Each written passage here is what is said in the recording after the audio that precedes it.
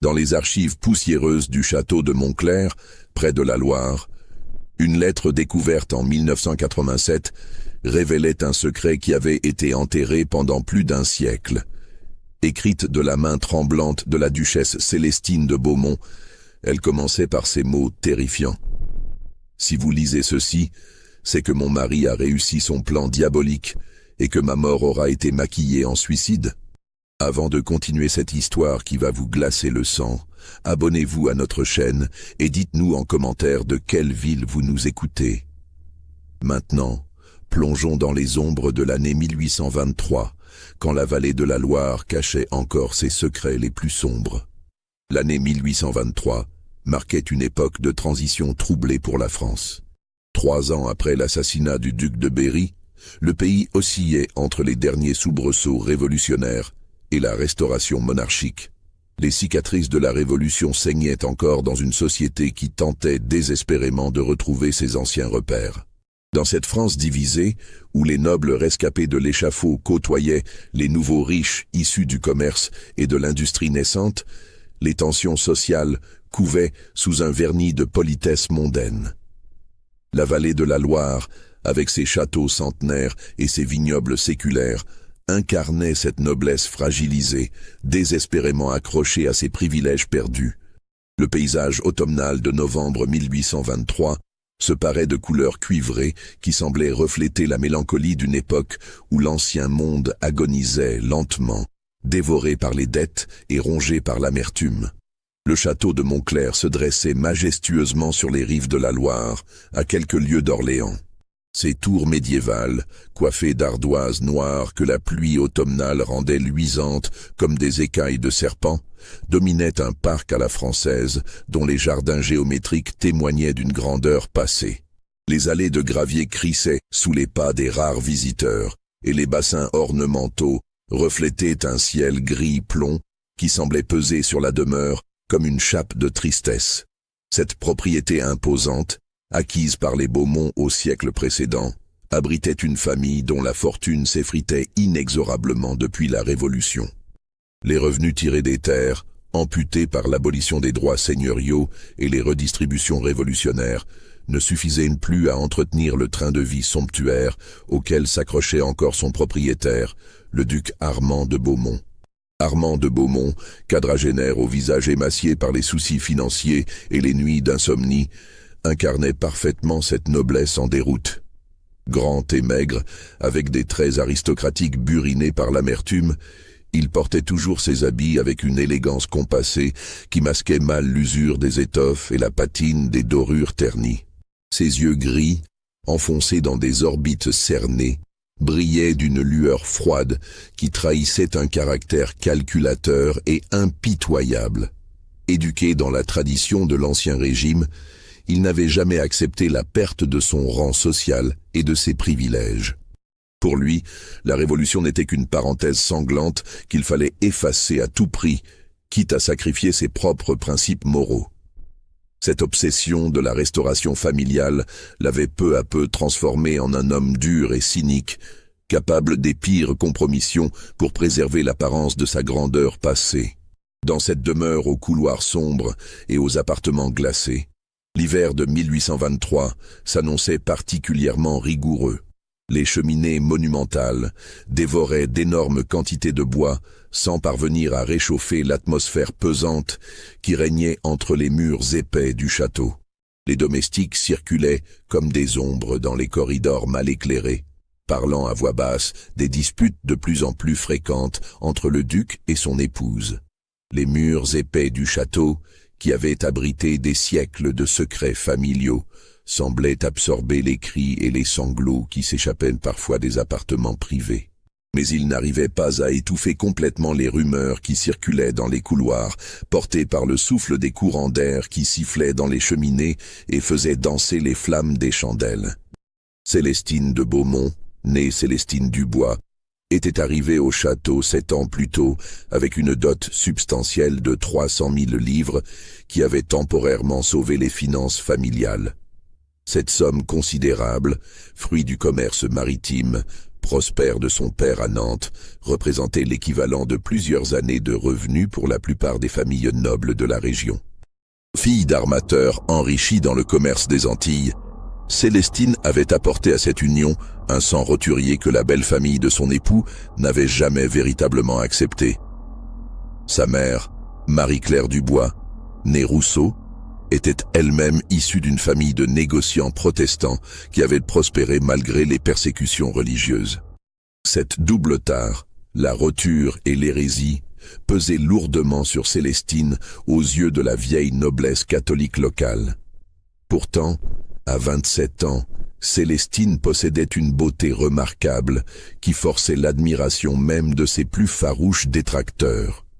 Grande et svelte, avec un port de tête altier qui trahissait sa fierté naturelle, elle avait hérité de son père des cheveux châtain clair aux reflets dorés et des yeux verts d'une intensité troublante. Son teint diaphane, légèrement hâlé par les embruns atlantiques de sa jeunesse nantaise, contrastait harmonieusement avec la carnation blafarde de la noblesse de cour.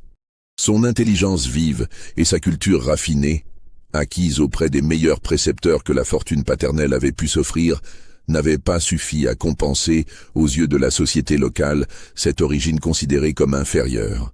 Elle parlait couramment l'anglais et l'allemand, lisait Voltaire et Rousseau, s'intéressait aux sciences naturelles et aux découvertes géographiques de son époque. Cette érudition, loin de la servir, était perçue comme une preuve supplémentaire de son inadaptation au code aristocratique traditionnel. Les premières années de son mariage avaient été marquées par une tentative pathétique d'intégration dans ce milieu hostile. Célestine s'était appliquée à maîtriser les règles complexes de l'étiquette nobiliaire, à adopter les manières compassées de ses nouvelles relations, à dissimuler son intelligence derrière un masque de frivolité mondaine. Mais cette comédie épuisante n'avait jamais vraiment convaincu son entourage, qui continuait à la traiter avec une condescendance méprisante. Le château lui-même semblait participer à cette exclusion sourde. Les portraits d'ancêtres qui ornaient la galerie principale la regardaient avec des yeux froids et réprobateurs, comme s'ils jugeaient sa présence incongrue dans cette lignée séculaire. Les domestiques anciens, fidèles à la famille depuis des générations, lui témoignaient une obéissance polie mais distante qui soulignait cruellement son statut d'étrangère. Cette situation s'était progressivement dégradée au fil des années, atteignant un paroxysme de tension à l'automne 1823. Les dernières ressources de la dot commençaient à s'épuiser, englouties dans le maintien d'un train de vie anachronique et les investissements hasardeux d'Armand dans diverses spéculations immobilières parisiennes. Le duc se montrait de plus en plus irritable et violent, reprochant amèrement à son épouse de ne pas lui avoir donné l'héritier mâle qui aurait pu consolider sa position sociale et assurer la pérennité de sa lignée. Ces reproches étaient d'autant plus cruels que Célestine avait fait 2 fausses couches dans les premières années de son mariage, traumatisme qui l'avait profondément marqué et avait progressivement refroidi ses relations conjugales. Le médecin de famille, le docteur Rousseau, attribuait ces accidents à la constitution délicate de la jeune femme et aux tensions nerveuses qu'elle subissait dans son nouvel environnement. L'atmosphère du château s'alourdissait de jour en jour, chargée d'une électricité malsaine qui faisait pressentir l'orage. Les repas se déroulaient dans un silence pesant, ponctué seulement par le tintement de l'argenterie contre la porcelaine et les crépitements du feu dans l'immense cheminée de la salle à manger. Célestine, vêtue de robes sombres, qui soulignaient sa pâleur croissante, picorait sa nourriture sans appétit sous le regard accusateur de son époux. C'est dans ce contexte délétère que se préparait silencieusement le drame qui allait ensanglanter l'histoire du château de Montclair. Car derrière la façade apparemment civilisée de ces disputes conjugales se tramait déjà un plan d'une noirceur absolue, ourdi dans l'ombre par un homme que l'orgueil et la cupidité avaient transformé en monstre. Tout bascula le matin du 15 novembre 1823, quand les premiers rayons d'un soleil blafard percèrent à peine la brume matinale qui montait de la Loire. Marie Letellier, la femme de chambre de la duchesse, arriva comme chaque matin vers 7 heures dans les appartements privés de sa maîtresse pour l'aider à sa toilette. L'office du matin était un rituel immuable qui structurait la journée de Célestine depuis son arrivée au château. Marie frappa discrètement à la porte des appartements selon l'usage établi, mais n'obtint aucune réponse. Cette absence de réaction l'inquiéta, car Madame la Duchesse était habituellement matinale et l'accueillait toujours avec un sourire fatigué mais bienveillant.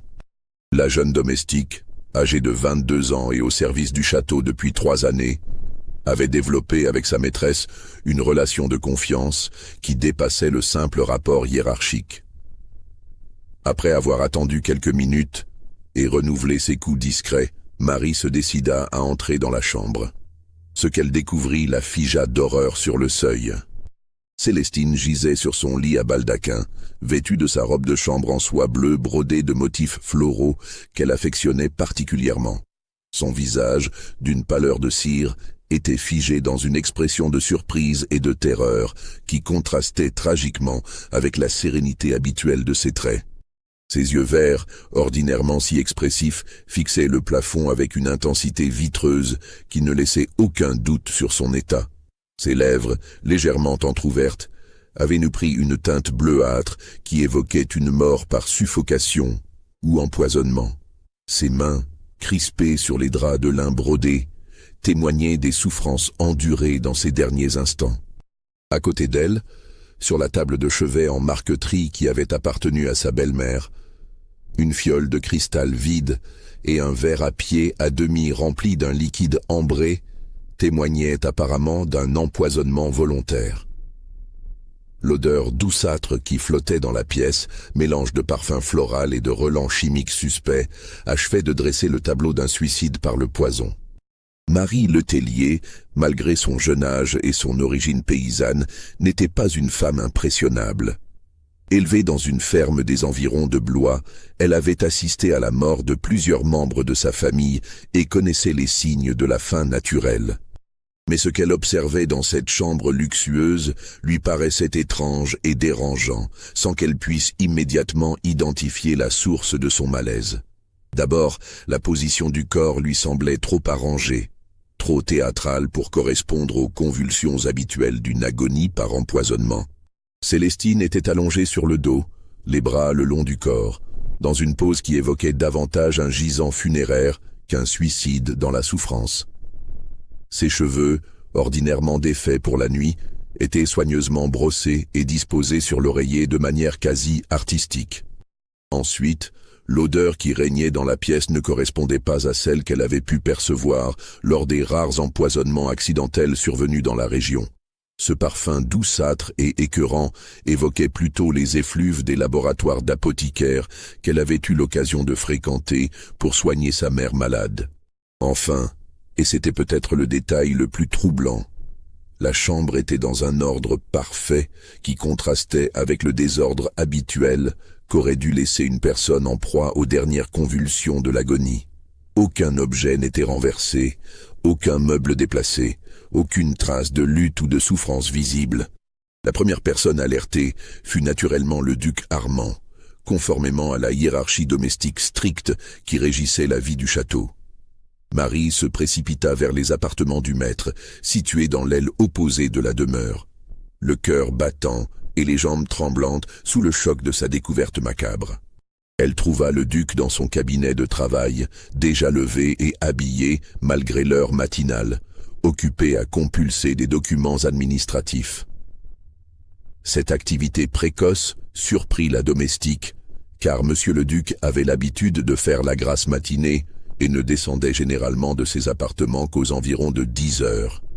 Quand Marie lui annonça d'une voix étranglée la mort de son épouse, la réaction d'Armand de Beaumont frappa la jeune femme par son caractère étrangement maîtrisé pour un homme qui venait de perdre sa compagne. Plutôt que de manifester le chagrin ou la stupeur attendue, il sembla davantage préoccupé par la nécessité de préserver les apparences et d'éviter le scandale qui pourrait ternir définitivement la réputation familiale. « Madame la Duchesse a dû céder au désespoir », déclara-t-il d'une voix froide au docteur Émile Rousseau, médecin personnel de la famille, appelé en urgence malgré l'évidence de la mort. Ces derniers temps, elle parlait souvent de la vanité de l'existence et de l'impossibilité pour elle de s'adapter à notre mode de vie. Je crains qu'elle n'ait mis fin à ses jours dans un accès de mélancolie.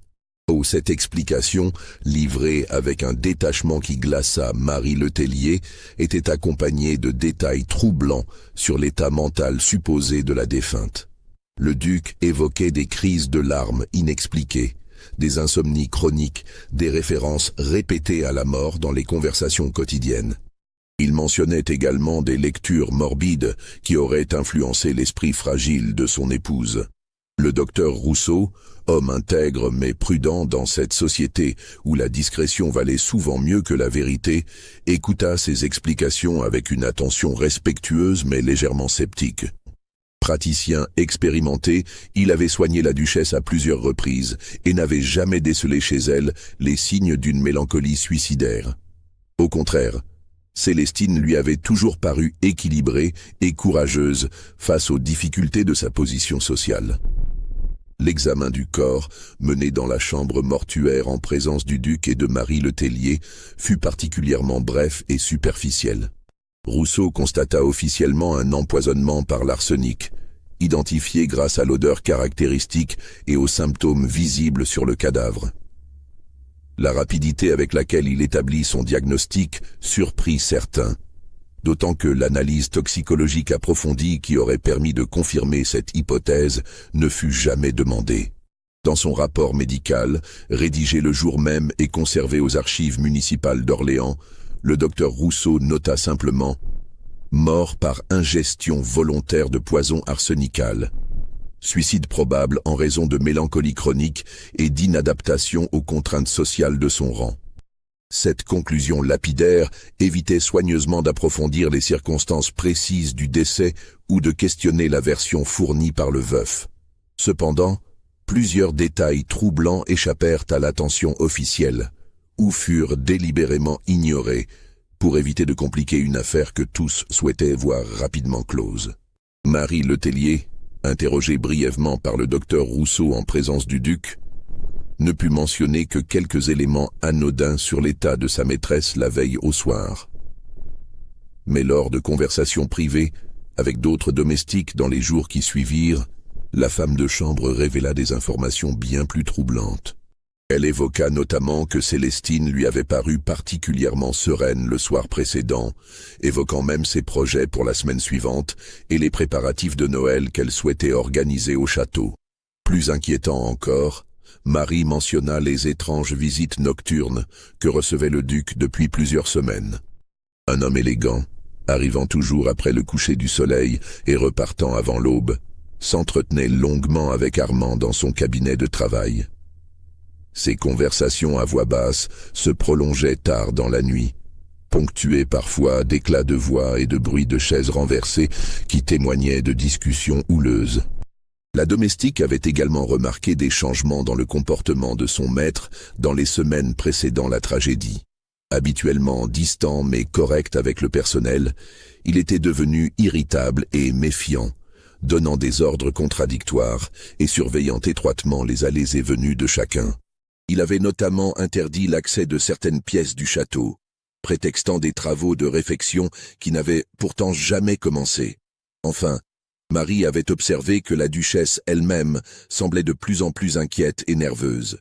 Elle sursautait au moindre bruit, vérifiait plusieurs fois les verrous de ses appartements avant de se coucher, et avait demandé à sa femme de chambre de goûter systématiquement sa nourriture avant de la consommer, prétextant des craintes d'empoisonnement accidentel par des champignons avariés.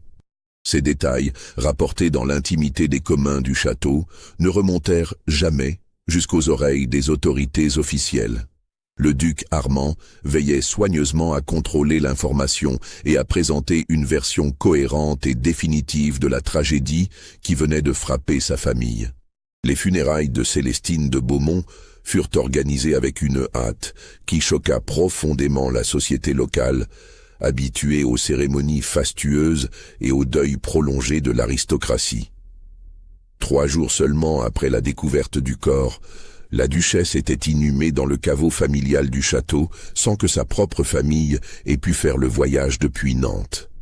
Cette précipitation, justifiée officiellement par les risques de décomposition liés à la chaleur exceptionnelle de cette fin novembre, alimenta les premiers murmures dans les villages environnants.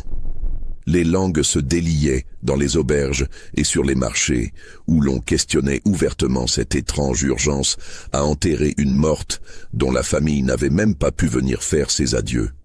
Armand de Beaumont justifiait cette célérité par la volonté d'éviter que la nouvelle du suicide ne se répande et ne ternisse définitivement la réputation familiale. Il prétendait également que les dernières volontés de son épouse, exprimées dans une lettre d'adieu qu'il était le seul à avoir lue, exprimaient le souhait d'une inhumation rapide et discrète, loin des fastes mondains qu'elle avait toujours détestés. Pourtant, aucun testament ni aucune lettre d'adieu ne fut jamais présenté aux autorités civiles ou religieuses, contrairement aux usages établis pour ce type de décès. Le curé de la paroisse, l'abbé Fontaine, homme intègre mais âgé et facilement impressionnable par l'autorité ducale, accepta de célébrer les obsèques sans poser de questions embarrassantes sur les circonstances exactes de la mort. La cérémonie elle-même se déroula dans une atmosphère lugubre qui marqua profondément les rares témoins autorisés à y assister. La chapelle du château, éclairée seulement par quelques cierges vacillants, résonnait des chants funèbres psalmodiés par l'abbé Fontaine d'une voix chevrotante.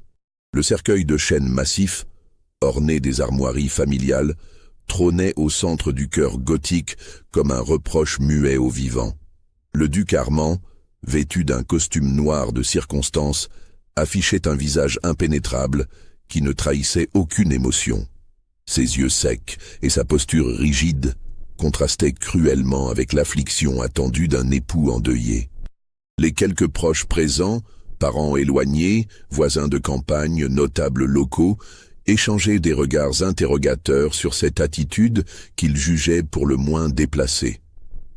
La mise en terre dans le caveau familial, situé dans un bosquet de cyprès derrière la chapelle, fut expédiée en quelques minutes. Aucun discours ne fut prononcé, aucun éloge funèbre ne vint honorer la mémoire de la défunte. Le cercueil disparut dans les ténèbres souterraines au son mat des pelletées de terre, et l'assistance se dispersa rapidement dans le froid mordant de cette fin d'automne. Dans les semaines qui suivirent, le comportement du duc intrigua davantage encore son entourage.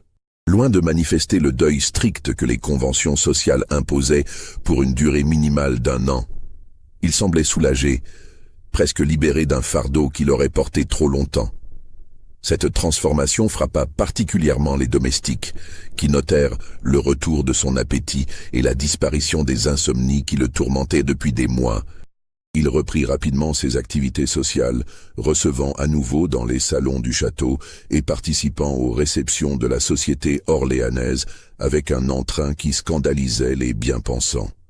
Ses invitations à dîner, suspendues depuis des mois en raison de l'atmosphère délétère qui régnait au château, reprirent avec une fréquence qui témoignait d'un appétit de vivre retrouvé.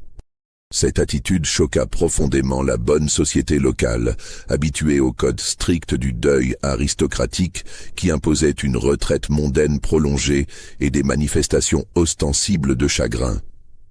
Les dames patronesses de la région, gardiennes intransigeantes des convenances, commencèrent à exprimer leur réprobation lors de leurs réunions de bienfaisance.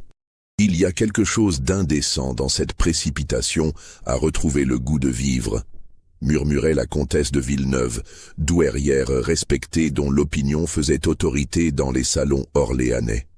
Un époux véritablement affligé ne saurait manifester une telle désinvolture face à la mort de sa compagne. Plus troublante encore, des changements significatifs s'opérèrent rapidement dans la gestion quotidienne du château. Plusieurs domestiques furent congédiés sans explication apparente, notamment ceux qui avaient servi de plus près la défunte duchesse. Ces licenciements massifs, présentés comme une nécessaire réorganisation des effectifs, visaient en réalité à éliminer les témoins potentiellement gênants des derniers mois de Célestine. Marie Letellier elle-même fut renvoyée avec une indemnité généreuse, mais assortie d'un engagement de silence strict sur les événements qu'elle avait pu observer. Le duc lui fit comprendre que sa réputation et son avenir professionnel dépendaient de sa discrétion absolue sur les affaires intimes de la famille. Cette menace voilée, formulée avec la courtoisie glacée dont il avait le secret, suffit à terrifier la jeune femme. « Vous comprenez, ma chère Marie, » lui dit-il lors de leur dernier entretien dans son cabinet de travail, « que certaines choses doivent rester dans l'intimité familiale. Madame la duchesse avait ses fragilités, et il ne servirait à rien de ternir sa mémoire en évoquant des détails qui pourraient être mal interprétés par des esprits malveillants. » Cette formulation ambiguë, qui suggérait des secrets inavouables, sans les expliciter, laissa Marie dans un état de confusion et d'angoisse qui l'accompagna longtemps. La domestique quitta le château avec la certitude troublante que la vérité sur la mort de sa maîtresse était bien différente de la version officielle, mais sans oser formuler clairement ses soupçons. Les registres paroissiaux de l'époque, conservés aux archives départementales du Loiret, montrent une anomalie troublante qui ne fut découverte qu'un siècle plus tard, lors d'une étude généalogique approfondie. L'acte de décès de Célestine de Beaumont fut modifié à 2 reprises dans les semaines suivant l'inhumation. Modification qui témoigne d'une volonté manifeste de dissimuler la véritable nature de la mort. La cause initiale de la mort, notée comme empoisonnement volontaire par arsenic, fut d'abord changée en maladie subite de nature indéterminée, puis finalement en fièvre maligne compliquée de défaillance cardiaque. Ces modifications successives, inhabituelles pour l'époque où les registres étaient généralement définitifs, furent apparemment effectuées sur demande du duc lui-même, qui invoquait la nécessité de protéger l'honneur familial. Ces changements furent accompagnés de gratifications discrètes versées au curé Fontaine et au greffier municipal. Somme modeste mais significative pour des hommes aux revenus limités. Cette corruption de fait, bien qu'elle ne soit jamais explicitement documentée, transparaît dans les améliorations soudaines du train de vie de ces personnages dans les mois qui suivirent. L'abbé Fontaine, qui vivait jusqu'alors dans un presbytère délabré et peinait à nourrir correctement sa servante, put soudain entreprendre des travaux de réfection de son église et acquérir une bibliothèque théologique qu'il convoitait depuis longtemps. Le greffier municipal, pour sa part, put envoyer son fils aîné poursuivre ses études de droit à Paris, dépenses considérables pour une famille de petits fonctionnaires. Ces enrichissements soudains et inexpliqués alimentèrent les ragots locaux, mais personne n'osa établir ouvertement le lien avec l'affaire Beaumont.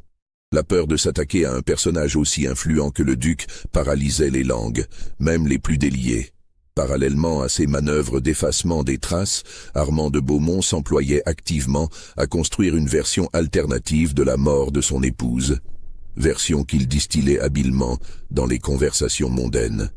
Selon ce récit soigneusement orchestré, Célestine souffrait depuis longtemps d'une mélancolie chronique liée à son inadaptation à la vie aristocratique. Il évoquait ses lectures morbides, ses crises de larmes inexpliquées, ses références obsessionnelles à la mort dans les conversations quotidiennes. Il mentionnait également des tentatives de suicide antérieures, soigneusement dissimulées pour éviter le scandale, qui auraient dû alerter l'entourage sur la fragilité mentale de la malheureuse. Cette campagne de désinformation, menée avec la subtilité d'un homme habitué aux intrigues de salon, porta rapidement ses fruits. La société orléanaise, toujours prompte à colporter les ragots mais également soucieuse de préserver ses propres intérêts, adopta progressivement cette version qui présentait l'avantage de clore définitivement une affaire embarrassante. Pauvre Célestine, soupiraient les dames de la bonne société dans leurs réunions de charité. Elle n'a jamais vraiment trouvé sa place parmi nous. Son origine bourgeoise et son éducation trop intellectuelle l'avaient mal préparée aux subtilités de notre monde. Il fallait s'attendre à une fin tragique. Cette acceptation complaisante de la version officielle arrangeait tous les protagonistes de la société locale, qui préféraient croire à un suicide mélancolique plutôt que d'envisager des hypothèses plus sombres qui auraient pu remettre en question l'ordre établi. Le consensus social se cristallisa ainsi autour d'un mensonge commode qui préservait les apparences et les intérêts de chacun. Mais certains détails continuaient de troubler les esprits les plus perspicaces.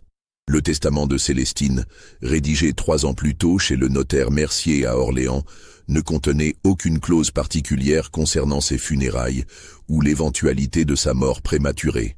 Ce document, d'une simplicité déconcertante, se contentait de léguer tous ses biens personnels à son époux, conformément aux usages de l'époque. Plus intrigant encore, plusieurs témoignages concordants faisaient état de l'excellent moral de la duchesse dans les semaines précédant sa mort. Le marchand de tissus qui lui avait livré des étoffes pour confectionner des robes d'hiver l'avait trouvée particulièrement souriante et bavarde. Elle avait évoqué ses projets de rénovation pour certains appartements du château et sa volonté d'organiser un grand bal pour le carnaval de 1824. Ces témoignages, recueillis de manière informelle dans les conversations de comptoir et les ragots de marché, ne furent jamais officiellement consignés, mais ils contribuaient à alimenter un malaise diffus dans la population locale. Comment une femme, qui planifiait l'avenir avec enthousiasme, pouvait-elle subitement sombrer dans un désespoir suffisant pour la pousser au suicide? La réponse à cette question troublante allait venir d'un personnage inattendu, dont l'intervention allait faire vaciller l'édifice de mensonges patiemment construit par le duc Armand. C'est à cette époque charnière, alors que les derniers échos de l'affaire Beaumont s'estompaient dans les mémoires locales, qu'intervint un personnage qui allait révéler l'ampleur de la conspiration. Philippe Mercier, notaire établi à Orléans depuis 25 ans et ami de longue date de la famille Dubois. Mercier était un homme de 52 ans, au physique ingrat, mais au regard perçant qui trahissait une intelligence remarquable et un sens aigu de l'observation. Fils d'un petit bourgeois nantais enrichi dans le commerce des toiles, il avait grandi dans le même milieu social que le père de Célestine et avait eu l'occasion de voir grandir la future duchesse lors de ses visites d'affaires chez les Dubois. Cette proximité ancienne avait créé entre eux des liens qui dépassaient le simple rapport professionnel. Mercier considérait Célestine comme la fille qu'il n'avait jamais eue, sa propre épouse étant morte en couche 15 ans plus tôt sans lui laisser de descendance.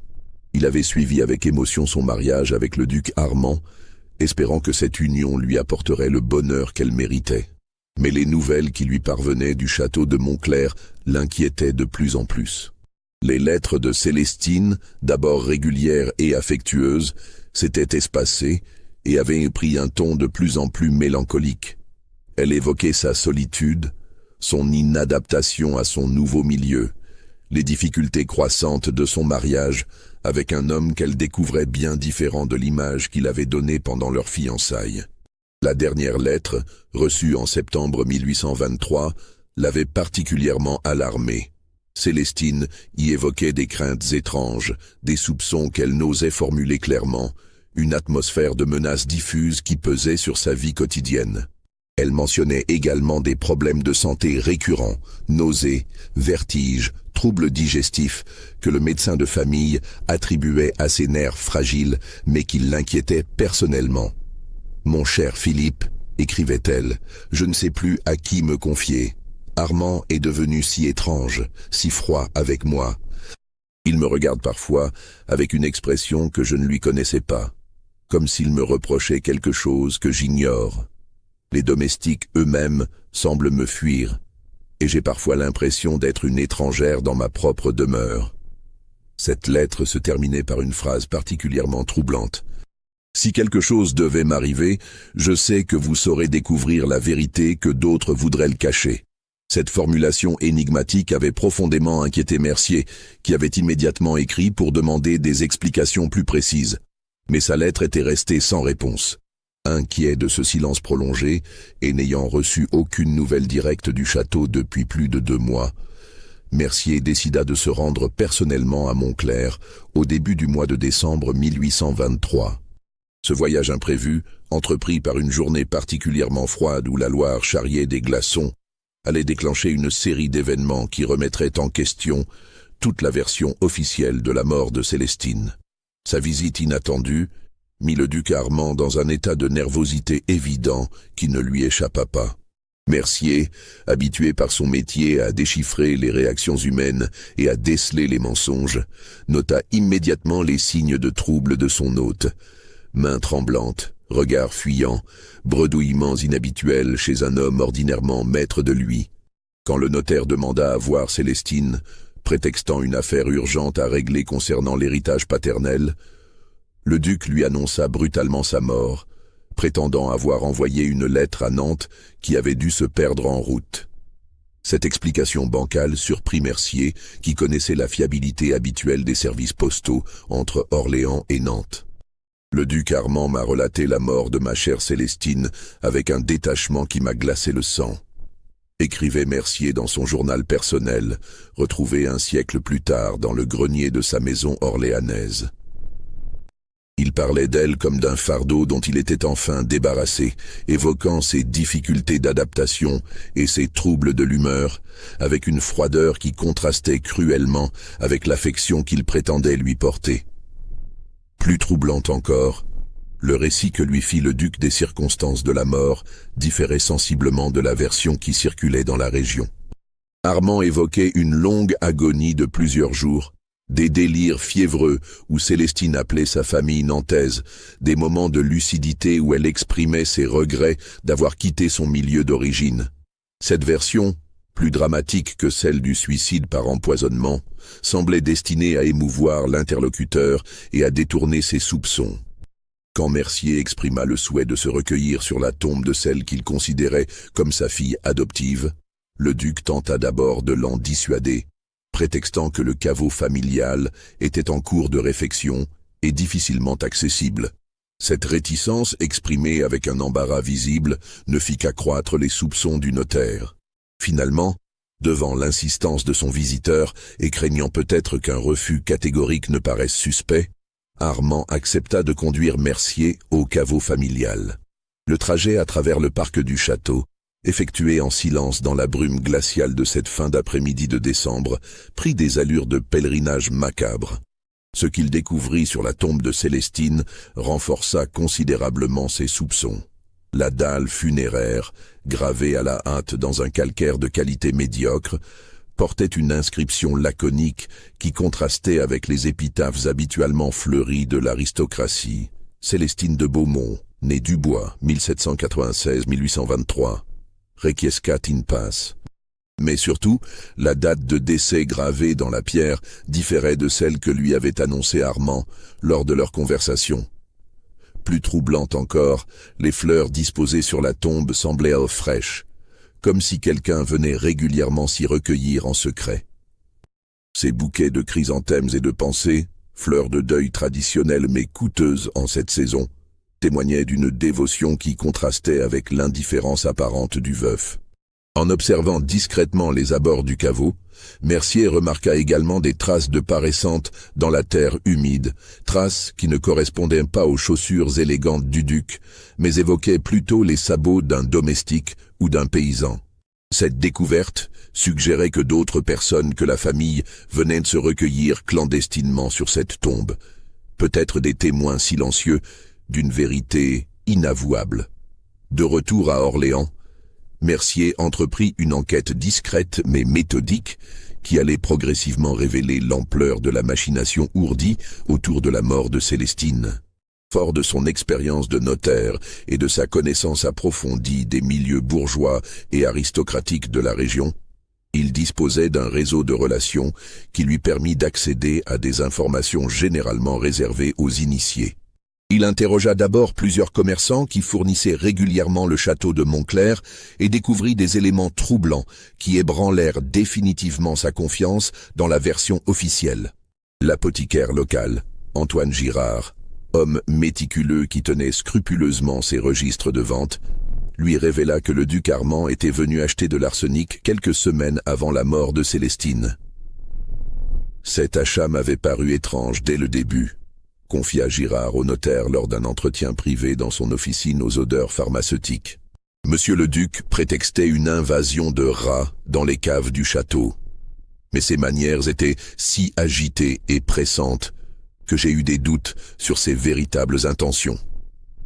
L'apothicaire précisa que le duc avait insisté pour obtenir la substance immédiatement, alors que les invasions de rongeurs auraient pu attendre un traitement moins urgent. Il avait même accepté de payer le double du prix habituel pour que Girard lui prépare la commande sur le champ. Attitude pour le moins inhabituelle chez un homme réputé économe et calculateur.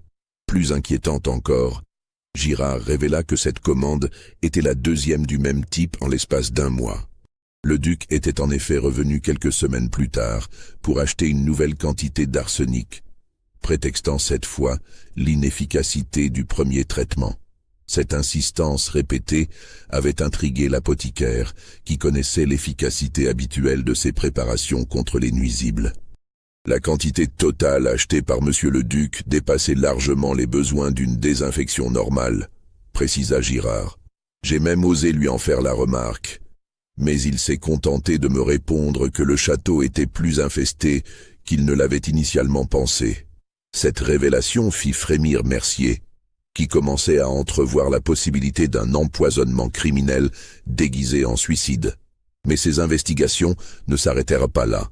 Poussant plus loin ses recherches, il apprit que le duc avait reçu, dans les semaines précédant la mort de sa femme, la visite nocturne répétée d'un homme élégant venu de Paris. Cet individu mystérieux, qui descendait à l'auberge du Cheval Blanc sous le nom de Monsieur Durand, était en réalité Louis de Valdrôme, avocat parisien spécialisé dans les affaires matrimoniales délicates de la haute société. Cette découverte, obtenue grâce aux confidences de l'aubergiste soudoyé par quelques pièces d'or, ouvrait des perspectives terrifiantes sur les véritables motivations du crime présumé. Valdrôme était connu dans les milieux judiciaires parisiens pour sa spécialisation dans les divorces difficiles et les séparations de biens complexes. Sa réputation d'homme sans scrupules, capable de trouver des failles juridiques dans les contrats les plus solides, en faisait le conseil privilégié d'une clientèle aristocratique aux mœurs souvent douteuses. Sa présence répétée au château de Montclair, dans les semaines précédant la mort de Célestine, ne pouvait être fortuite. Mercier comprit rapidement que ces entrevues nocturnes avaient pour objet l'étude des clauses matrimoniales et successorales qui liaient les époux Beaumont, dans le but évident de trouver un moyen légal de contourner les dispositions défavorables au duc. Cette découverte l'amena à réexaminer attentivement le contrat de mariage de Célestine, document qu'il avait lui-même rédigé 7 ans plus tôt sur instruction du père de la jeune femme. Ce contrat, d'une complexité inhabituelle pour l'époque, contenait plusieurs clauses protectrices destinées à préserver les intérêts de la famille Dubois en cas de décès prématuré de leur fille. La clause la plus importante stipulait qu'en cas de mort de Célestine sans descendance, sa dot de 300 000 livres retournerait intégralement à sa famille d'origine, ne laissant au veuf que les bijoux personnels et quelques effets de moindre valeur. Cette disposition relativement rare dans les contrats aristocratiques de l'époque avait été imposée par le père de Célestine qui se méfiait des difficultés financières déjà visibles de la famille Beaumont. En revanche, si Célestine décédait en laissant un héritier, même mort-né, cette fortune restait acquise aux Beaumont et constituait l'héritage de l'enfant sous la tutelle de son père. Cette nuance, apparemment anodine lors de la rédaction du contrat, prenait une dimension sinistre à la lumière des événements récents. Mais Mercier découvrit également que l'avocat parisien avait trouvé une faille juridique potentielle dans ce contrat apparemment blindé. Si Célestine était déclarée mentalement instable au moment de sa mort, ce que suggérait un suicide par empoisonnement, et si cette instabilité pouvait être documentée rétroactivement par des témoignages concordants, alors le duc pourrait contester la validité des clauses protectrices et récupérer la totalité de la dot. Cette stratégie juridique expliquait l'empressement du duc à faire passer la mort de son épouse pour un suicide, ainsi que sa campagne de désinformation sur l'état mental supposé de la défunte. Chaque témoignage évoquant la mélancolie ou les troubles de l'humeur de Célestine constituait une pièce du dossier que Valdrôme préparait pour contester le contrat de mariage. Cette découverte glaça le sang de Mercier, qui comprenait maintenant que Célestine avait été victime d'un plan minutieusement orchestré où cupidité et cruauté se mêlaient dans une intrigue d'une noirceur absolue. Mais elle soulevait également une question terrifiante. Jusqu'où Armand de Beaumont était-il prêt à aller pour sauver sa fortune et sa position sociale? L'enquête de Mercier prit une tournure dramatique quand il parvint à retrouver Marie Letellier, l'ancienne femme de chambre de Célestine, qui avait mystérieusement disparu de la circulation après son renvoi du château. Ses recherches le menèrent finalement à Tours, où la jeune femme vivait dans un petit logement modeste des faubourgs, grâce à l'indemnité généreuse versée par le duc. La retrouver ne fut pas une mince affaire. Marie avait changé de nom, se faisant appeler Marie Rousseau, et évitait soigneusement tout contact avec les gens de sa région d'origine. Elle vivait dans une peur constante, sursautant au moindre bruit et refusant d'ouvrir sa porte aux inconnus. Cette terreur permanente témoignait de menaces réelles qui pesaient sur elle depuis son départ du château. Quand Mercier parvint finalement à l'approcher, lors d'une sortie au marché où elle pensait passer inaperçue, la réaction de Marie fut révélatrice de son état psychologique. Elle pâlit en reconnaissant le notaire et tenta d'abord de fuir avant de se résigner à écouter ses questions. Ses mains tremblaient visiblement et son regard anxieux scrutait constamment les alentours, comme si elle craignait d'être observée. « Je ne peux rien dire, monsieur Mercier », murmura-t-elle d'une voix étranglée. « Monsieur le duc m'a fait jurer le silence. Et je ne veux pas qu'il m'arrive malheur. J'ai déjà trop parlé lors de mon départ du château. » Cette réaction confirma les soupçons du notaire sur l'existence de secrets inavouables que le duc s'efforçait de maintenir, cachés par l'intimidation et la corruption. Mais Mercier était un homme patient et persuasif, habitué par son métier à gagner la confiance de témoins réticents dans des affaires délicates. Ce n'est qu'après plusieurs visites et beaucoup de patience, accompagné de promesses formelles de protection et d'anonymat, que Mercier parvint finalement à gagner la confiance de Marie.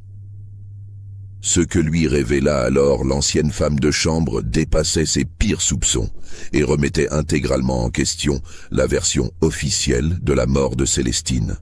Madame la duchesse était enceinte, révéla Marie dans un murmure terrorisé après s'être assurée que personne ne pouvait les entendre.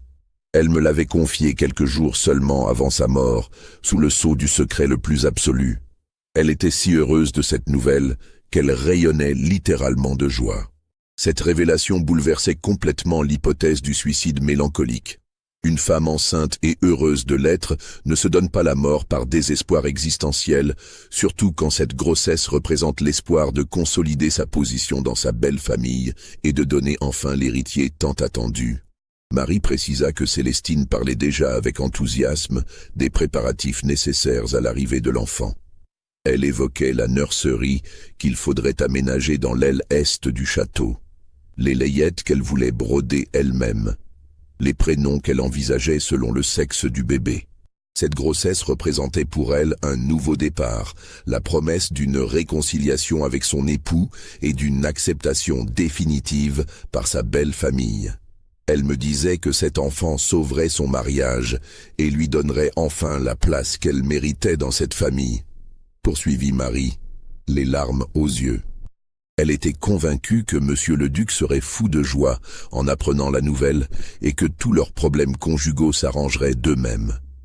Mais la suite du récit de Marie allait révéler à quel point Célestine s'était trompée sur les intentions de son époux.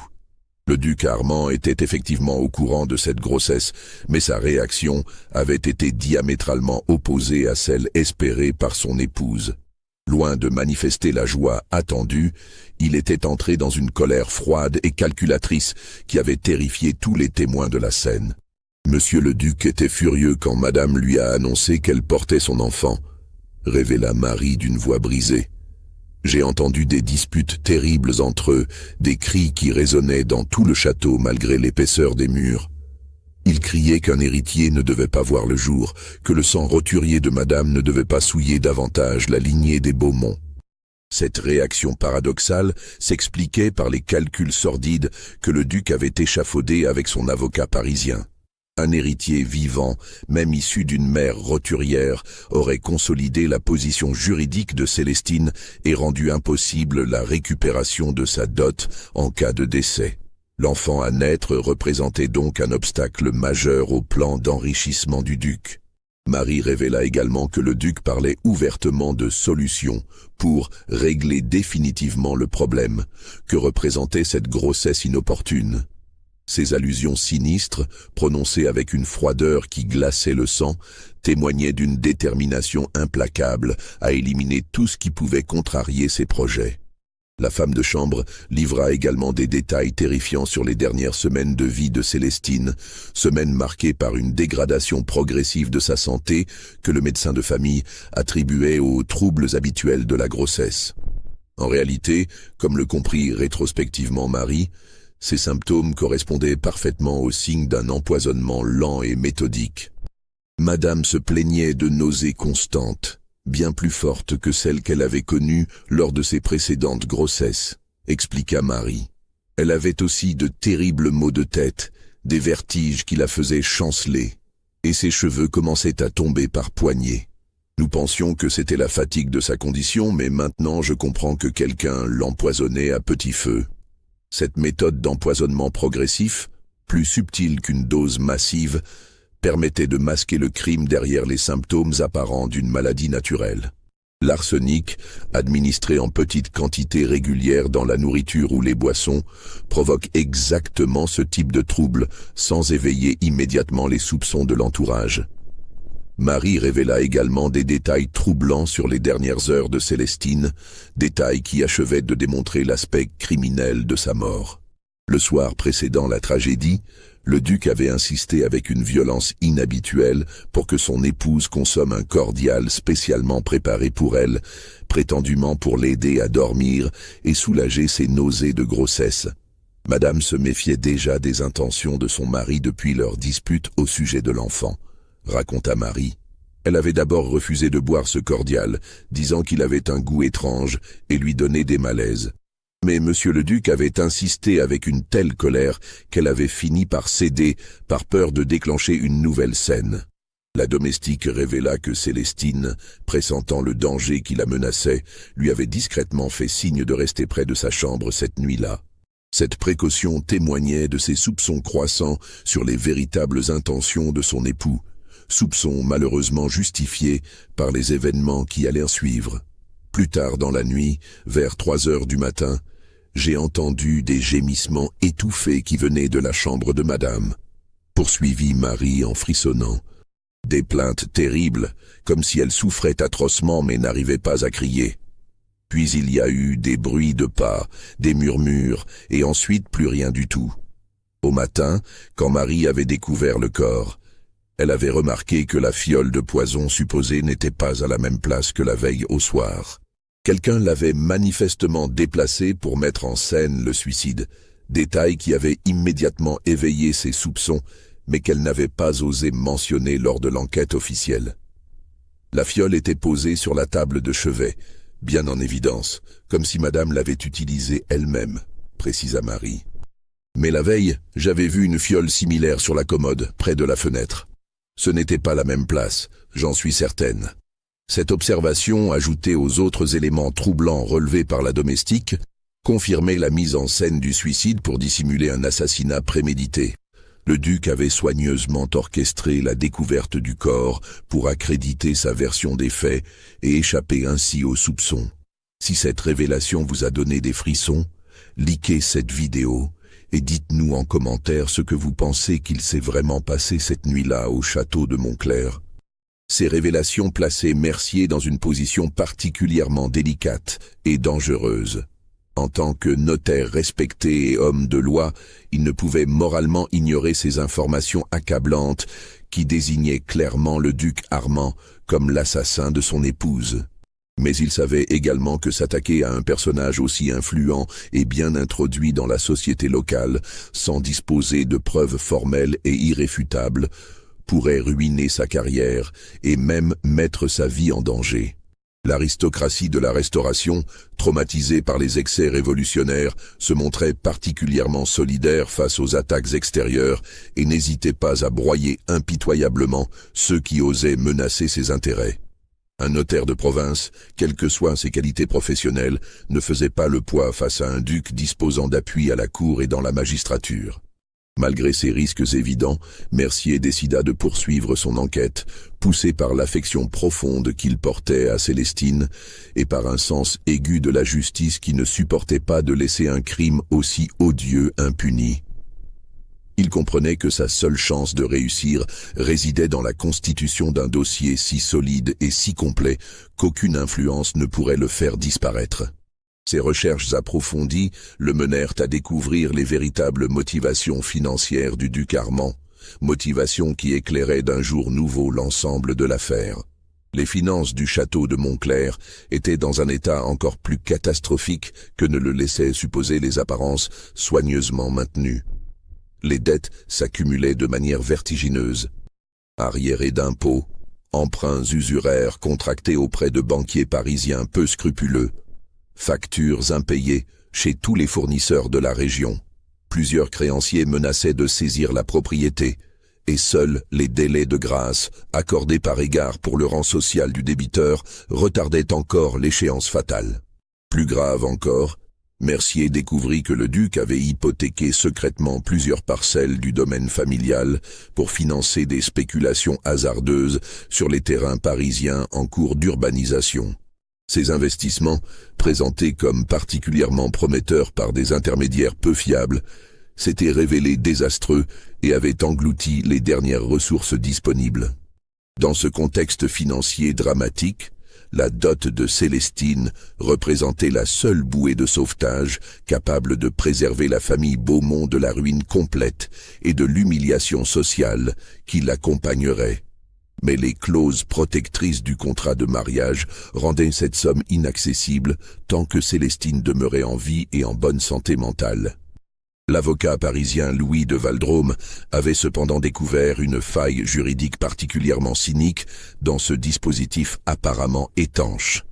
La jurisprudence récente admettait que les contrats signés par des personnes d'esprit faible ou sujettes à des troubles mentaux pouvaient être contestés rétroactivement si ces déficiences étaient prouvées par des témoignages concordants. Cet échappatoire légal expliquait la stratégie adoptée par le duc, faire passer Célestine pour déséquilibrée mentalement, puis l'éliminer de manière à faire croire à un suicide lié à cette instabilité supposée. Une fois la thèse du suicide acceptée par les autorités et l'opinion publique, il devenait possible de contester rétroactivement la validité du contrat de mariage et de récupérer l'intégralité de la dot. Cette découverte révélait l'ampleur de la préméditation et du cynisme dont avait fait preuve Armand de Beaumont. Il ne s'agissait pas d'un crime passionnel ou d'un geste d'égarement, mais d'un assassinat froidement calculé où chaque détail avait été soigneusement planifié pour assurer l'impunité du coupable et la récupération de la fortune convoitée. Mais l'enquête de Mercier allait prendre une dimension encore plus sordide avec la découverte d'un autre élément crucial. La grossesse de Célestine, révélée par Marie Letellier, représentait non seulement un obstacle juridique au plan du duc, mais également un danger mortel pour la mère et l'enfant qu'elle portait. En effet, si Célestine avait donné naissance à un héritier légitime, même issu d'une mère de condition roturière, cet enfant aurait automatiquement consolidé la position juridique de sa mère et rendu impossible toute contestation ultérieure du contrat de mariage. Plus grave encore, la loi successorale de l'époque prévoyait qu'un héritier direct héritait automatiquement des biens maternels, ce qui aurait définitivement soustrait la dot aux appétits du duc. Cette situation expliquait la fureur d'Armand à l'annonce de la grossesse et sa détermination implacable à régler définitivement le problème avant qu'il ne soit trop tard. L'enfant à naître et sa mère représentaient ensemble un double obstacle qu'il fallait éliminer rapidement et discrètement. La méthode choisie, l'empoisonnement progressif à l'arsenic, présentait l'avantage de la discrétion tout en permettant de masquer le crime derrière les symptômes apparents d'une fausse couche naturelle suivie d'un affaiblissement général. Cette technique, connue depuis l'Antiquité mais perfectionnée au XVIIIe siècle par certains empoisonneurs professionnels, était particulièrement difficile à détecter avec les moyens médicaux de l'époque. L'arsenic, administré en petites doses répétées, provoque des symptômes qui peuvent facilement être confondus avec ceux d'une grossesse difficile. Nausées persistantes, vomissements, fatigue extrême, chute de cheveux, troubles digestifs. Cette confusion était d'autant plus aisée que Célestine avait déjà fait plusieurs fausses couches, ce qui prédisposait son entourage à attribuer ces malaises à sa condition. Mercier comprit également que le timing choisi pour l'assassinat n'était pas fortuit. Célestine étant enceinte de 4 mois environ, sa grossesse commençait à devenir visible et ne pouvait plus être dissimulée très longtemps. Il fallait agir rapidement avant que la nouvelle ne se répande dans la société locale et ne complique les projets du duc. De plus, l'hiver approchant fournissait un prétexte idéal pour expliquer une éventuelle dégradation de l'état de santé de la duchesse. Les épidémies saisonnières, les refroidissements chroniques et les déprimes hivernales étaient suffisamment fréquents dans la région pour que personne ne s'étonne d'un décès survenant en cette période. L'enquête minutieuse de Mercier révéla également l'existence d'un réseau de complicité qui avait permis la réalisation et la dissimulation du crime. Le docteur Rousseau, sans être nécessairement complice direct de l'assassinat, avait manifestement accepté de fermer les yeux sur certains détails troublants en échange de compensations financières discrètes. L'apothicaire Girard, quant à lui, avait fourni le poison en toute connaissance de cause, se contentant d'un prétexte peu crédible pour justifier des ventes répétées d'arsenic en quantité suspecte. Sa cupidité l'avait rendu complice d'un crime dont il mesurait parfaitement la gravité. Enfin, l'avocat parisien Valdrôme avait orchestré toute la stratégie juridique permettant de transformer un assassinat en suicide profitable, mettant son expertise légale au service d'un projet criminel d'une rare perversité. Cette toile d'araignée de complicité témoignait de la corruption qui rongeait certains milieux de la société de la Restauration, où l'argent et l'influence permettaient d'acheter les consciences les plus respectables et de faire disparaître les témoins les plus gênants. Mais le plus révoltant dans cette affaire était peut-être l'attitude des autorités locales et de la bonne société, qui avaient préféré accepter une version mensongère plutôt que de risquer de ternir leur tranquillité bourgeoise par une enquête approfondie. Cette complicité passive, née de la lâcheté et de l'opportunisme, avait permis aux véritables coupables d'échapper aux conséquences de ces actes pendant des mois. La réponse aux questions que se posait Mercier sur l'étendue exacte du complot vint de manière totalement inattendue, par l'intermédiaire d'un personnage qu'il n'aurait jamais imaginé voir surgir dans cette affaire. En janvier 1824, le notaire reçut une lettre anonyme, rédigée d'une écriture tremblante et maladroite, qui lui donnait rendez-vous dans une taverne isolée près de Beaugency. L'expéditeur mystérieux prétendait détenir des informations cruciales sur la mort de Célestine de Beaumont et être prêt à révéler des secrets qui feraient trembler les puissants sur leur base. Cette formulation dramatique, qui aurait pu paraître ridicule dans d'autres circonstances, prit une dimension sinistre dans le contexte de l'enquête menée par Mercier. Malgré les risques évidents que représentait ce rendez-vous clandestin, il pouvait s'agir d'un piège tendu par le duc pour éliminer un enquêteur trop curieux. Mercier décida de s'y rendre. Sa détermination à découvrir la vérité sur la mort de Célestine l'emportait sur la prudence élémentaire, et il pressentait que cette rencontre pourrait apporter les preuves définitives qui lui manquaient encore. La taverne de l'Écu de France, située sur la route de Beaugency dans un hameau perdu au milieu des vignobles endormis par l'hiver, était un établissement de mauvaise réputation fréquenté par les contrebandiers, les déserteurs et les voyageurs peu recommandables. Son isolement et sa clientèle habituelle en faisaient un lieu idéal pour des rencontres discrètes que la société respectable préférait ignorer. Mercier s'y rendit par une soirée particulièrement froide de janvier, quand la brume montant de la Loire noyait le paysage dans une grisaille spectrale. L'intérieur de la taverne, faiblement éclairé par quelques chandelles fumeuses, baignait dans une atmosphère oppressante, chargée d'odeurs de vinasse et de tabac froid. Il y rencontra un homme qui était manifestement l'ombre de lui-même, vieilli prématurément par l'alcool et rongé par une peur viscérale qui transparaissait dans chacun de ses gestes. Il s'agissait de Jacques Bonneville, ancien valet personnel du duc Armand, congédié brutalement quelques jours après les funérailles de Célestine, dans des circonstances qui avaient intrigué les autres domestiques. Bonneville était dans un état de détresse physique et morale avancé qui témoignait des tourments qu'il endurait depuis son départ du château. Ses mains tremblaient violemment, ses yeux injectés de sang trahissaient un alcoolisme chronique, et son teint terreux évoquait une santé profondément dégradée par l'angoisse et les excès. Il avait dilapidé en quelques semaines l'indemnité généreuse versée par son ancien maître dans les tavernes et les maisons de jeu de la région, tentant vainement d'oublier dans l'alcool et les plaisirs vénaux ce qu'il avait vu et entendu cette nuit fatidique de novembre. Mais la culpabilité et la terreur le rongeaient sans répit, et il avait finalement décidé de révéler la vérité, espérant trouver dans cet aveu une forme de rédemption et peut-être une protection contre les menaces voilées qu'il recevait régulièrement. « J'ai tout vu, monsieur Mercier », murmura-t-il d'une voix brisée par l'émotion et l'alcool. « Cette nuit-là, monsieur le duc m'a demandé de l'aider à porter quelque chose dans les appartements de madame. J'ai d'abord cru qu'elle était simplement évanouie, mais quand j'ai vu ses yeux, mon Dieu, ils étaient conscients, terrifiés, mais elle ne pouvait ni bouger ni parler. » Cette révélation confirmait les soupçons les plus sombres de Mercier.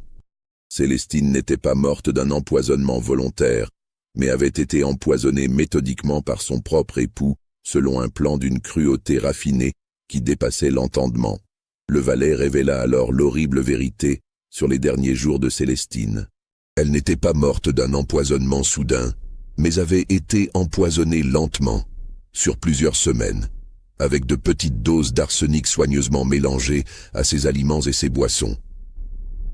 Cette méthode, plus subtile qu'un empoisonnement massif, permettait de simuler une maladie progressive et de préparer psychologiquement l'entourage à un décès qui paraîtrait naturel. Monsieur le duc préparait ses repas lui-même, prétextant vouloir lui faire plaisir en cuisinant ses plats préférés, révéla Bonneville. Mais j'ai vu qu'il ajoutait une poudre blanche dans sa nourriture, toujours quand il pensait que personne ne regardait. Madame maigrissait de jour en jour, elle perdait ses cheveux, elle avait des nausées constantes, mais le médecin disait que c'était sa grossesse. Le témoignage de Bonneville révélait également que le duc avait soigneusement orchestré la progression de l'empoisonnement pour qu'il coïncide avec les premiers mois de la grossesse de Célestine. Cette synchronisation diabolique permettait d'attribuer la dégradation de son état de santé aux troubles habituels de sa condition, éloignant ainsi tout soupçon d'empoisonnement criminel. Mais le plus horrifiant dans le récit du valet concernait les dernières heures de Célestine. Le soir de sa mort, elle était déjà dans un état de faiblesse extrême qui l'empêchait de résister efficacement aux volontés de son bourreau. Le duc lui avait fait boire un dernier verre contenant une dose massive de poison, présenté comme un remède fortifiant destiné à soulager ses malaises. Elle a essayé de refuser. Elle disait que le goût était étrange et qu'elle se sentait encore plus mal après avoir bu, raconta Bonneville les larmes aux yeux. Mais monsieur le duc l'a forcée à finir le verre, en lui tenant la tête et en la menaçant de représailles terribles si elle n'obéissait pas. Cette dernière dose d'arsenic, concentrée et foudroyante, avait provoqué une paralysie progressive qui permettait encore à Célestine de voir et d'entendre, mais l'empêchait de bouger ou de crier. Dans cet état d'impuissance totale, elle avait été contrainte d'assister consciemment aux préparatifs de sa propre mise en scène de suicide. Le duc avait passé ses heures d'agonie à côté d'elle, lui expliquant froidement les raisons de son geste et les dispositions qu'il avait prises pour hériter de sa fortune. Cette cruauté psychologique, ajoutée aux souffrances physiques de l'empoisonnement, témoignait d'une perversité qui dépassait la simple cupidité pour toucher à la pathologie mentale. Il lui a dit qu'elle ne valait rien, que son sang roturier souillait le nom des Beaumont depuis trop longtemps, révéla Bonneville d'une voix étranglée par l'horreur du souvenir. Il lui a expliqué comment il allait récupérer sa dot grâce aux failles juridiques découvertes par son avocat et comment l'histoire retiendrait qu'elle était morte folle de désespoir et d'inadaptation sociale. Pendant cette longue agonie psychologique, Célestine ne pouvait que pleurer en silence, prisonnière de son propre corps empoisonné, contrainte d'écouter les explications cyniques de celui qui l'assassinait lentement. Cette image d'une innocente torturée, moralement et physiquement, par l'homme qui aurait dû la protéger, constituait l'un des aspects les plus révoltants de cette affaire sordide. Quand Célestine rendit finalement son dernier souffle vers 4 heures du matin, le duc et son complice procédèrent à la mise en scène du suicide avec un sang-froid qui glaça rétrospectivement le témoin de cette horreur. Ils disposèrent soigneusement la fiole de poison et le verre, arrangèrent le corps dans une position naturelle et effacèrent toutes les traces de leur présence dans la chambre. Monsieur le duc m'a fait jurer le silence sur tout ce que j'avais vu en me promettant une récompense généreuse, mais aussi en me menaçant des pires représailles si je parlais, continua Bonneville. Il m'a dit que personne ne croirait la parole d'un domestique contre celle d'un duc et que je finirais mes jours au bagne si j'osais répéter quoi que ce soit. Cette révélation acheva de convaincre Mercier de la culpabilité absolue du duc Armand. Mais Bonneville n'avait pas terminé son témoignage accablant. Il sortit de sa poche un objet qui allait fournir la preuve matérielle définitive, une lettre écrite de la main de Célestine, qu'elle avait réussi à lui glisser discrètement quelques jours avant sa mort, pressentant le danger mortel qui la menaçait. Cette lettre, froissée et tachée par les manipulations, mais parfaitement lisible, constituait le testament spirituel de la malheureuse duchesse. Rédigée d'une écriture encore ferme, mais déjà altérée par les premiers effets de l'empoisonnement, elle décrivait ses soupçons concernant les tentatives d'assassinat dont elle était victime. « Mon cher Jacques », écrivait-elle, « si quelque chose devait m'arriver dans les jours qui viennent, sachez que ma mort ne sera pas naturelle. Depuis plusieurs semaines, je souffre de malaises étranges qui ne correspondent pas aux symptômes habituels de ma condition. J'ai remarqué que ces troubles s'aggravaient chaque fois que je prenais mes repas avec mon époux et j'ai commencé à soupçonner qu'il mélange des substances nocives à ma nourriture. » La suite de la lettre révélait l'angoisse croissante de Célestine face aux menaces qui pesaient sur elle et sur l'enfant qu'elle portait. Elle évoquait les disputes violentes avec son mari au sujet de sa grossesse, les allusions sinistres aux solutions qu'il envisageait, l'atmosphère de terreur qui régnait désormais dans le château. « Armand me regarde avec une haine que je ne lui connaissais pas, » poursuivait-elle. « Il parle de notre enfant comme d'une malédiction qu'il faut éviter à tout prix. J'ai peur pour ma vie et pour celle de mon bébé. Si vous trouvez cette lettre après ma mort, je vous supplie de la remettre aux autorités compétentes et de révéler la vérité sur les circonstances de mon décès. » La lettre se terminait par une supplique déchirante. « Je ne veux pas mourir dans l'oubli et le mensonge. Mon enfant et moi méritons justice, même si nous ne sommes plus là pour la réclamer. Ayez pitié de nous et faites que la vérité triomphe des apparences trompeuses. » Cette pièce à conviction, authentifiée par l'écriture caractéristique de Célestine et corroborée par le témoignage détaillé de Bonneville, constituait la preuve irréfutable du meurtre prémédité commis par le duc Armand. Elle démontrait également que la victime avait conscience du danger qu'elle courait et avait tenté de laisser un témoignage de la vérité pour les générations futures.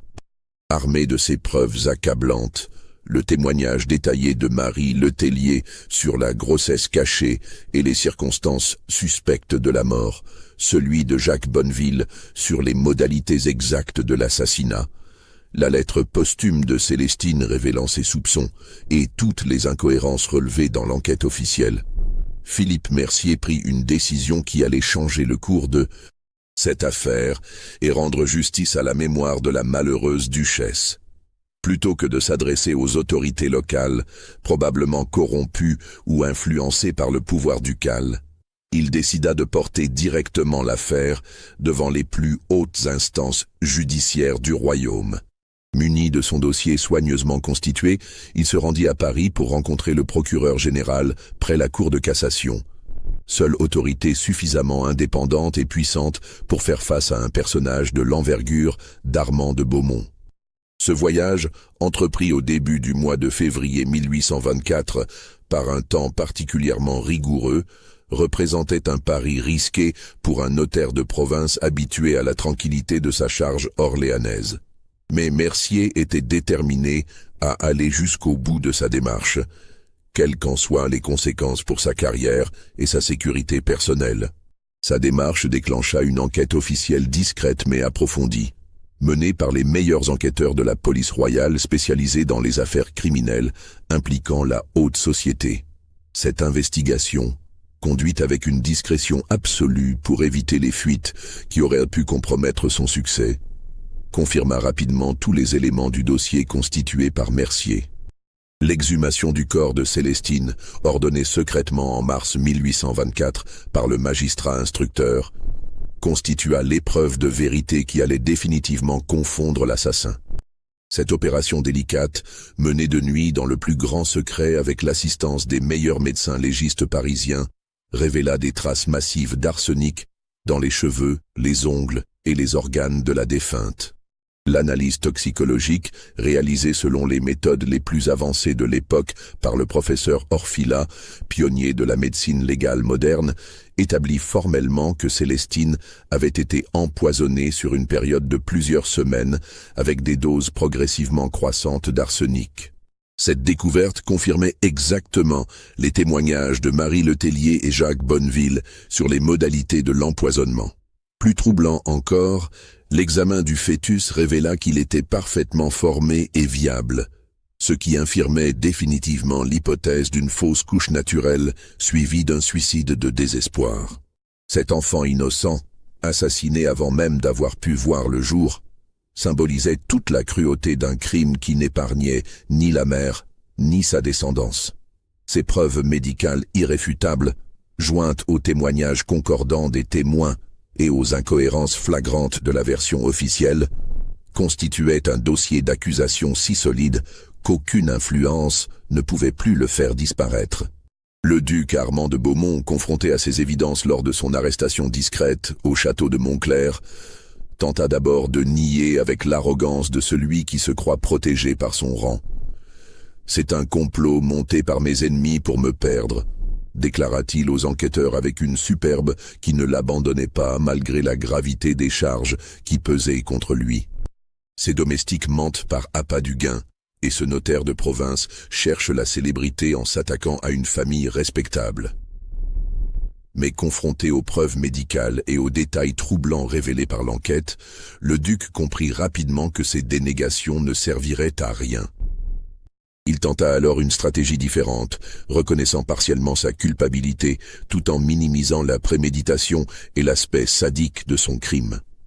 Selon cette nouvelle version, destinée à émouvoir les juges et peut-être à éviter la peine capitale, Armand prétendait avoir agi dans un moment d'égarement causé par les difficultés financières et la pression sociale qu'il subissait.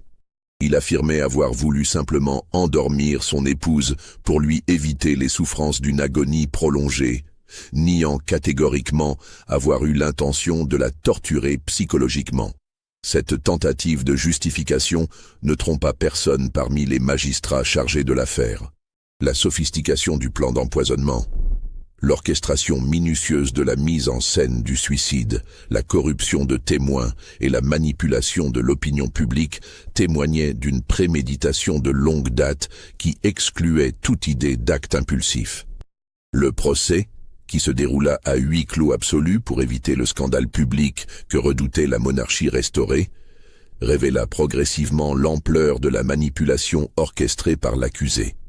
L'avocat parisien Louis de Valdrôme, également impliqué dans la conspiration, fut arrêté et confronté à son complice dans des séances d'interrogatoire qui mirent au jour tous les aspects de leur plan criminel. Valdrôme, homme sans scrupules mais moins endurci que le duc face aux perspectives d'une condamnation capitale, finit par avouer intégralement son rôle dans l'affaire. Il révéla comment il avait étudié les failles juridiques du contrat de mariage, conseillé la stratégie de désinformation sur l'état mental de Célestine et préparé tous les documents nécessaires pour récupérer frauduleusement sa dot. Les interrogatoires révélèrent également l'existence d'autres victimes potentielles dans la région, suggérant que les méthodes employées contre Célestine n'étaient pas uniques. Plusieurs cas de décès suspects survenus dans l'aristocratie locale furent réexaminés, révélant un possible réseau d'entraide criminelle entre nobles endettés désireux d'éliminer leurs épouses fortunées. Ces découvertes terrifièrent les autorités, qui comprirent qu'elles avaient mis au jour non pas un crime isolé, mais un système organisé de meurtres conjugaux déguisés en accident ou suicide. Cette réalisation expliquait en partie la discrétion absolue qui entoura le procès et la sentence qui allait suivre. Armand de Beaumont fut finalement condamné à mort par décapitation pour l'assassinat prémédité de son épouse et de l'enfant qu'elle portait. Cette sentence, rendue à l'unanimité par un tribunal composé des plus hauts magistrats du royaume, témoignait de l'horreur qu'inspirait ce crime même à des hommes habitués aux pires turpitudes humaines. Cependant, les pressions exercées par la cour et l'aristocratie, soucieuses d'éviter qu'un scandale de cette ampleur ne ternisse l'image de la noblesse restaurée, aboutirent à une commutation de la peine capitale en travaux forcés à perpétuité. Cette clémence relative, justifiée officiellement par la qualité du condamné, scandalisait secrètement les magistrats qui auraient préféré voir la justice suivre son cours normal. Le duc fut donc transféré au bagne de Toulon, où il retrouva l'anonymat des galériens de droit commun dans l'enfer carcéral du Midi méditerranéen.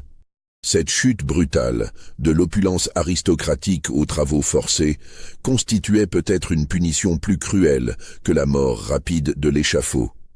Il mourut au bagne en 1831, officiellement de maladie, mais selon certains témoignages de codétenus recueillis bien plus tard, il aurait été empoisonné par un forçat qui avait appris la nature exacte de son crime. Cette mort par le poison, si elle était avérée, constituerait une justice poétique pour un homme qui avait lui-même utilisé cette méthode pour assassiner son épouse. Marie Le Tellier et Jacques Bonneville, dont les témoignages avaient été cruciaux pour confondre l'assassin, reçurent une protection officielle et des pensions viagères en récompense de leur courage. Ils purent ainsi échapper aux représailles de la famille Beaumont et de ses alliés, qui ne pardonnaient pas cette trahison de la solidarité de classe. Philippe Mercier, dont l'enquête obstinée avait permis de découvrir la vérité, fut discrètement décoré par le roi pour son rôle dans cette affaire. Mais les autorités exigèrent de lui un silence absolu sur les détails de l'enquête, officiellement pour préserver l'ordre public et éviter que d'autres scandales similaires n'éclaboussent la noblesse de province. Le château de Montclair fut saisi et vendu aux enchères pour rembourser les créanciers du duc. Cette vente, organisée dans la discrétion, attira peu d'acquéreurs tant la réputation sinistre des lieux effrayait les acheteurs potentiels. La propriété fut finalement rachetée à vil prix par un riche négociant parisien qui la transforma en exploitation agricole moderne. La famille Dubois, parent de Célestine, récupéra finalement la dot de leur fille assassinée ainsi que des dommages et intérêts substantiels versés par les biens confisqués de son meurtrier. Avec cet argent, ils firent ériger un monument funéraire somptueux dans le cimetière de Nantes, gravé d'une épitaphe qui honorait la mémoire de leur fille sans révéler les circonstances exactes de sa mort. Mais les autorités royales et judiciaires exigèrent que les véritables circonstances de la mort de Célestine restent secrètes, officiellement pour préserver l'ordre public et éviter que d'autres scandales similaires n'ébranlent la confiance dans les institutions. Cette exigence de silence, imposée à tous les protagonistes de l'affaire, explique pourquoi la vérité ne fut pas révélée publiquement pendant plus d'un siècle.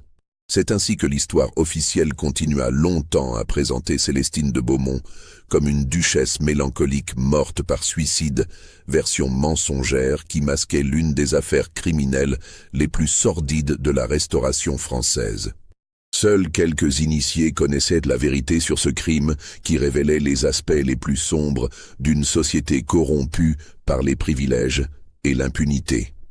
Ce n'est qu'en 1987, lors de la découverte fortuite des archives privées de Philippe Mercier dans le grenier de sa maison familiale par ses arrière-petits-enfants, que la vérité fut enfin révélée au grand public. Ces documents, soigneusement conservés dans une malle de cuir, contenaient l'intégralité du dossier constitué par le notaire, témoignages, correspondances, rapports d'expertise et surtout la lettre posthume de Célestine qui constituait l'ultime témoignage de cette tragédie étouffée. La publication de ces révélations dans la presse française de 1987 fit sensation et relança l'intérêt pour cette affaire oubliée. Des historiens spécialisés entreprirent des recherches complémentaires qui confirmèrent l'authenticité de tous les documents découverts et révélèrent l'existence de plusieurs autres cas similaires dans la France de la Restauration. Ces travaux historiques établirent que l'affaire Beaumont n'était pas un fait divers isolé, mais s'inscrivait dans un contexte plus large de violences conjugales aristocratiques systématiquement étouffées par les autorités. La découverte de registres de décès suspects, de testaments modifiés et de témoignages tardifs révéla l'existence d'un véritable système de meurtres conjugaux organisé dans certains milieux de la noblesse de province. Cette réalité terrifie encore aujourd'hui par sa dimension systémique et par l'impunité dont jouissaient les coupables grâce à leur rang social et à leurs relations. Elle illustre parfaitement les dérives d'une société inégalitaire où la justice dépendait davantage de la naissance que du droit. Aujourd'hui encore, les habitants de la vallée de la Loire murmurent cette histoire dans les veillées d'hiver. Les ruines du château de Montclair, envahies par la végétation sauvage et battues par les vents humides qui remontent du fleuve, témoignent silencieusement de cette tragédie oubliée. Mais cette légende locale masque une réalité bien plus terrifiante que tous les fantômes. Combien d'autres crimes similaires ont été étouffés par les privilèges de la naissance et les nécessités de l'ordre social? La découverte des archives. Mercier, en 1987, révéla que l'affaire Beaumont s'inscrivait dans un contexte bien plus large et plus sombre. Le notaire avait secrètement constitué un dossier sur plusieurs cas similaires survenus dans la région entre 1820 et 1830, suggérant l'existence d'un véritable réseau d'entraide entre nobles endettés pour éliminer discrètement leurs épouses fortunées. Ces autres dossiers, malheureusement incomplets, laissent entrevoir une réalité glaçante que leurs protagonistes ont emportée dans la tombe. L'analyse moderne des registres de décès révèle des statistiques troublantes. Une surmortalité anormale chez les jeunes épouses de l'aristocratie locale pendant cette période, officiellement attribuée à des fièvres soudaines, des mélancolies fatales ou des accidents domestiques. Ces euphémismes, anodins à l'époque, prennent aujourd'hui une signification sinistre à la lumière des révélations sur Célestine de Beaumont. Le sort de l'enfant qu'elle portait reste l'aspect le plus déchirant de cette tragédie. Cette vie innocente, éliminée avant même d'avoir pu voir le jour, symbolise la cruauté absolue d'un système qui plaçait l'honneur familial et les intérêts financiers au-dessus de l'existence humaine. Un crime dans le crime, une double mort qui révèle toute l'étendue de la barbarie civilisée de cette époque. Les descendants actuels des familles impliquées préfèrent ne pas évoquer ce passé embarrassant. Certains contestent encore la véracité des révélations de 1987, prétendant que les témoignages de simples domestiques ne sauraient ternir l'honneur ancestral de leur lignée. Cette attitude révèle la persistance, même aujourd'hui, des réflexes de classe qui avaient permis l'étouffement initial de l'affaire. Un détail particulièrement glaçant émergea des recherches historiques. L'arsenic utilisé pour empoisonner Célestine provenait probablement des stocks constitués pendant la Révolution, quand cette substance servait à éliminer discrètement les opposants politiques. Les bourreaux de 1823 utilisaient ainsi les méthodes de ceux-là même qu'ils prétendaient détester, révélant que la violence traverse les époques en changeant simplement de visage. Vous avez entendu cette histoire terrifiante qui nous vient directement des archives oubliées de l'histoire. Mais croyez-vous que toute la vérité ait été révélée? Que pensez-vous qu'il se soit vraiment passé dans ces dernières heures au château de Montclair? Dites-le nous en commentaire.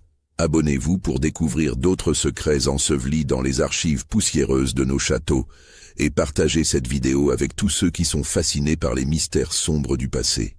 Car après tout, qui sait combien d'autres crimes dorment encore dans l'ombre, attendant qu'un jour la vérité les rattrape?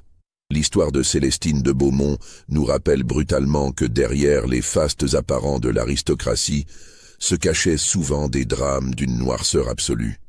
Elle nous interroge aussi sur notre époque. Dans un monde où les privilèges persistent sous d'autres formes, Combien de crimes continuent d'être étouffés par ceux qui détiennent le pouvoir et l'influence? La duchesse empoisonnée de Montclair n'est sans doute que la partie visible d'un iceberg de corruption et de violence qui traverse les siècles. Un système qui s'adapte aux nouvelles époques, mais conserve sa nature profondément humaine et terrifiante. Les dernières lettres de Célestine, conservées dans les archives Mercier, se terminent par ces mots prophétiques qui résonnent encore aujourd'hui. La vérité finit toujours par triompher du mensonge, même si elle doit attendre un siècle pour éclater au grand jour. Ainsi se termine cette plongée dans les ombres de l'année 1823, quand la vallée de la Loire cachait encore ses secrets les plus noirs. Une époque où les châteaux résonnaient d'échos de tragédies que l'histoire officielle s'empressait d'ensevelir sous le silence et l'oubli. Mais les morts ne restent jamais vraiment silencieux. Les secrets finissent toujours, un jour ou l'autre, par remonter à la surface, comme ces corps que les eaux sombres de la Loire finissent invariablement par rejeter sur ces rives brumeuses. Et peut-être que quelque part, dans les archives oubliées d'un autre château, d'autres lettres attendent encore d'être découvertes, portant d'autres vérités terrifiantes sur ces crimes que l'on croyait à jamais enfouis dans l'ombre de l'histoire.